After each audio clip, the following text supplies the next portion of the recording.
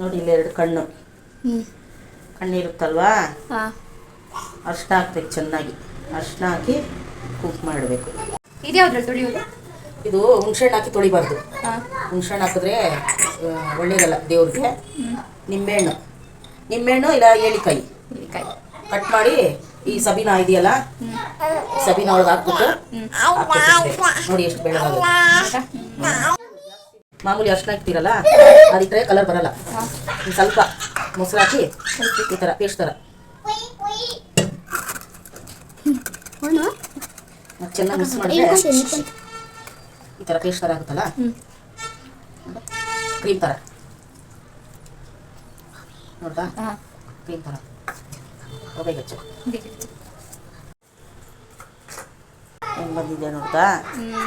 ಇನ್ನು ಮಾಮೂಲಿ ಅರ್ಶಿನ ಹಚ್ಚಿದ್ರೆ ಹಿಂಗೆ ಬರುತ್ತಾ.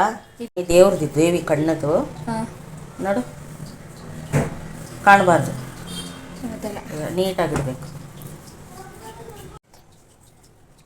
ಇದಕ್ಕೆ ಏನಕ್ಕೆ ಇಡೋದು ಅಂದರೆ ಈ ಥರ, ಇದು ಲಕ್ಷ್ಮಿ, ಇದು ವೆಂಕಟೇಶ್ವರ ಜೊತೆಯಲ್ಲಿ ಇರ್ತಾರಲ್ಲ ಅದಕ್ಕೆ. ಚೆನ್ನಾಗಿದಾ?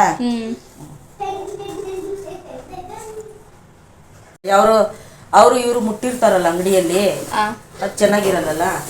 ಅದಕ್ಕೆ ನೀಟಾಗಿ ತೊಳೆದು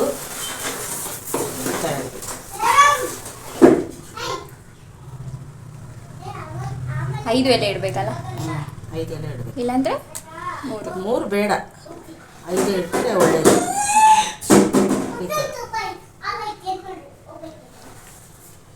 ನೋಡಿದ್ಯಾ ನೀನು ಇಟ್ಟಿದ್ದಕ್ಕೆ ನಾನು ಇಟ್ಟಿದ್ದು ಎಷ್ಟು ವ್ಯತ್ಯಾಸ ಆಗುತ್ತೆ. ಕುಂಕುಮ ಹಾಕ್ಬೇಕು.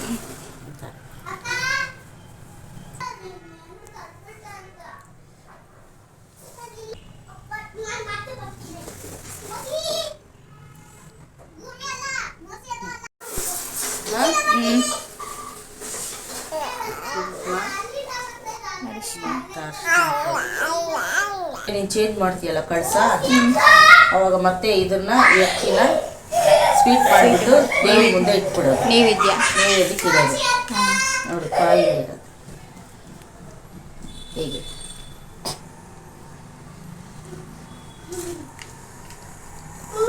ಸರಿನಾ? ವರ್ಷಕ್ಕೆ ಬೇರೆ ಇಟ್ಕೋ. ಇದೆರಡು ಕ್ಲೀನಾಗಿ ಹೋಗುದು ಒಣಗಾಕು. ಫೋಟೋ ವರ್ಷಕ್ಕೆ ಇಟ್ಕೊಂಡು ಅದು ಈ ಕೆಳಗಡೆ ನೆಲ ಅದೆಲ್ಲ ವರ್ಷಕ್ಕೆ ಇಟ್ಕೋ. ಆಚೆ ಒಣಗಾಕಿಟ್ಟು ಮತ್ತೆ ಒಣಗಿದ ಮೇಲೆ ಅದರೊಳಗೆ ಇಟ್ಕೋ, ಬೇರೆ ಏನು ಒರೆಸ್ಬೇಡ. ಮತ್ತೆ ನೀನು ಕ್ಲೀನ್ ಮಾಡೋದು ಎತ್ಕೋ ಅದಕ್ಕೆ.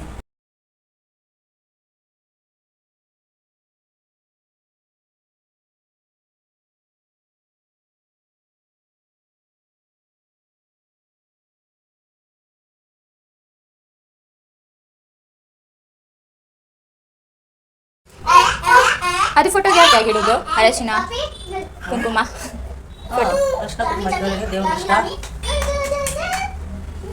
ಮಾಡಿದ್ರೆ ನೀಟಾಗಿ ಮಾಡಬೇಕು. ಯಾಕಂದ್ರೆ ದೇವ್ರಿಗೆ ಮಾಡೋದಲ್ವಾ. ನೀವು ಡೈಲಿಗೆ ಮಾಡ್ತಾ ಇರ್ತೀರಾ ಮನೇಲಿ? ಡೈಲಿ ಮಾಡಲ್ಲ, ಅದೇ ಅಮಾವಾಸ್ಯೆ ಕೊಡಿ ಕಾಯಿ ಚೇಂಜ್ ಮಾಡ್ತೀನಲ್ಲ ಅವಾಗ ಮಾಡಿ ನೀಟಾಗಿ ಒಂದು ಸಾರಿ ಮಾಡಿಬಿಟ್ರೆ ಸಾಕು.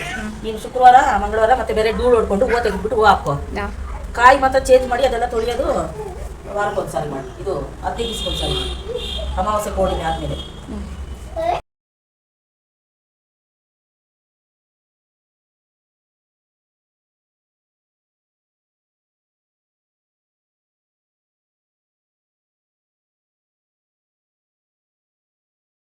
ಹೂವು ನೋಡು, ಹೂವಾಗೆ ಹಂಗೆ ಇಡಬಾರ್ದು. ನಾವು ಅಂಗಡಿಯಿಂದ ತಗೊಂಬಂದು ಈಗ ನೀರು ಹಾಕ್ಬೇಕು, ಶುದ್ಧ ಮಾಡಬೇಕು. ಶುದ್ಧ ಯಾಕೆ ಹೇಳು?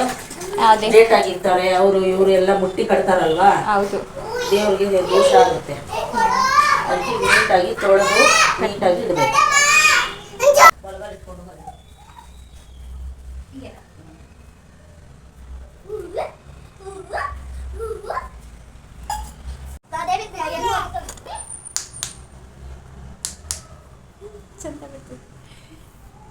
ಗಣೇಶಗೆ ಕೆಂಪು ಹೂವು ಇಷ್ಟ, ಕೆಂಪು ಹೂವನೇ ಇಡಿ ಆಯ್ತಾ.